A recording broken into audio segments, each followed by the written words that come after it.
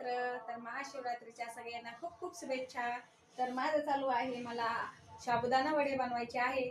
तर मी आलू उकडून घेतले आणि ते बारीक करू लागले. हे बघा, मी आलू याच्यामध्ये उकडते, ह्या मशीन मध्ये. बघा, फक्त हे 250 रुपयाचं मशीन आहे. याच्यामध्ये पाणी टाकायचं आणि याच्या ह्या हे बघा, याच्यामध्ये असे हे ठेवायचे आलू आणि हे लाईटवर चालतं आणि 10 मिनिटात आलू उकडून जातात आणि हे मशीन बंद होऊन जातं उकडल्याच्या नंतर. आणि त्याला हे झाकण लावायचं असतं. बघा, पाणी टाकायचं, आलू ठेवायचं आणि हे झाकण लावून ठेवायचं, आपोआप ते. आणि याला लाईट पण कमी लागते बरं का, जास्त महाग नाही, 250-300 रुपयालाच येतं हे बघा.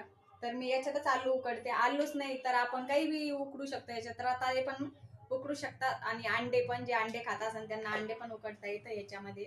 हे बघा, एकदम मस्त मशीन आहे. हे बघा, लाईट पण आहे. बघा, हे लाईट लागतं लाल चालू झाल्याच्या नंतर. तर मी बनवत आहे साबुदाणा वडे. नंतर आम्हाला जायचं आहे याला, महादेवाला. याच्यामध्ये डोंगरामध्ये महादेव आहे, खोऱ्याचं महादेव म्हणतात. तर मी तुम्हाला दाखवते महादेवाचं मंदिर. तर भेटूया पुढच्या व्हिडिओमध्ये. तोपर्यंत बाय बाय.